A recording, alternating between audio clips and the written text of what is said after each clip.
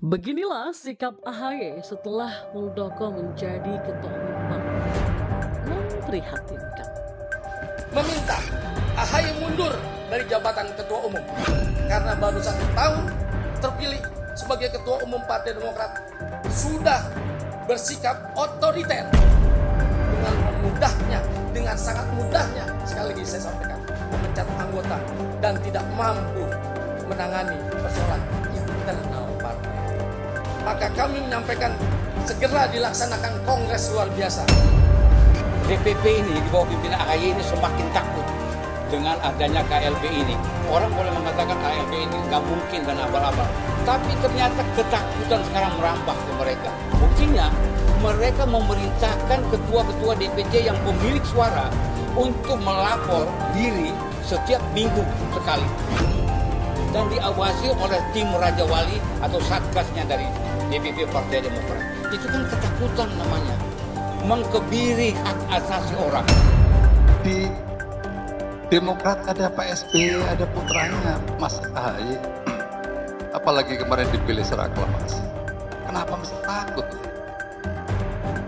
Kenapa mesti menanggapi seperti itu? Bisa biasa-biasa. Akhirnya Muldoko pun terpilih sebagai ketua umum Partai Demokrat. Tentu saja ia akan membuat Bepom semakin prihatin. Bahkan sampai datang Lebaran kuda pun keprihatinan Bepom tidak berhenti.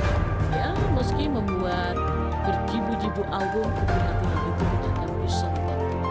Bepom sudah menanam apa yang sekarang dituainya. Itulah harga yang harus Bepom dapatkan. Sudah dari awal Muldoko memberikan peringatan pada sisi sebetulnya melihat situasi itu.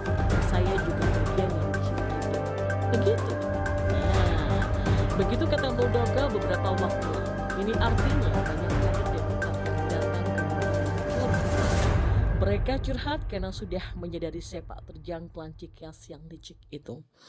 Belajar dari pengalaman masa lalu, para kader senior itu sudah mendapatkan gambaran yang sangat jelas bahwa SBY memang lihai dan lucu. Bahkan Max Sopacua yang sangat senior pun mengatakan bahwa SBY tidak menepati janjinya setelah menggantikan Anas Urbaningrum. Tapi waktu itu Max bijak dan mungkin sulit melakukan pengamanan karena situasinya belum memungkinkan. Nah, setelah waktu terus bergulir dan SBY semakin tidak tahu diri, kemudian putranya didaulat menjadi ketua umum. Disinilah bukti jelas bahwa plan Cikias ini memang sedang menjadikan partai sebagai kan dengan ambisi yang rakus ini surat partai. Ya, tentu saja kasus Gani Hambalang menjadi pilihan masyarakat betapa rakus dan busuknya Cikias dan kronik kemenangan. Beberapa kader senior Demokrat seperti Max Sopacua, Marzuki Ali, Johnny Ali Marbun, dan yang lainnya bukanlah jenderal yang berkekuatan seperti SBY. Sehingga mereka butuh sosok yang bisa menangani SBY dan memang pantaslah kalau Muldoko yang harus berhadapan dengan SBY.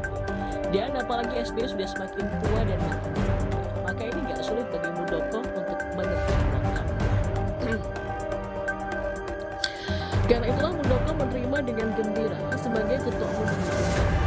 Apalagi AHY yang sempat jadi ketua umum itu karena digendong SBY.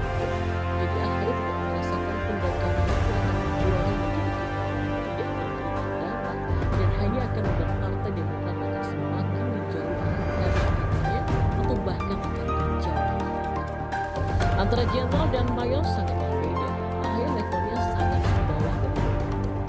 Bukan hanya seorang jenderal, tapi Muldoko juga posisi yang unggul. Dan lihatlah saat ini, begitu Muldoko terpilih sebagai ketua umum Partai Demokrat, AHY nggak bisa bahkan lagi-lagi berbaper dan bingung mau kemana. Maka konferensi pers adalah jalan curhat AHY. Kata AHY saat curhat di depan pers bahwa Muldoko bukanlah seorang kesatria. Pasti Muldoko tertawa-tawa saja mendengar itu. Apakah AHY tidak pernah tahu kalau Peponya juga tidaklah kesatria? Dan ya, itulah Muldoko. Come on. AHY mungkin belum tahu kalau si Pepo itu bagaimana lihainya dulu menggiguli Megawati. Bagaimana kasus kuda tuli yang kini masih menjadi tanda tanya dan berbagai peristiwa yang perlu diselidiki kembali.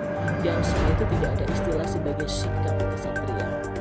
Pernyataan AHY itu jelas sangat bau kencur. Definisi kesatria dalam dunia politik tidak sesederhana setiap fight satu lawan kamu. Politik yang dibilang demokrasi ini melibatkan banyak pihak, bahkan bisa menghalalkan berbagai cara untuk mendapatkan kekuasaan. Tapi jelasnya KLB adalah cara demokratis yang dipilih oleh Tiongkok sebagai ketua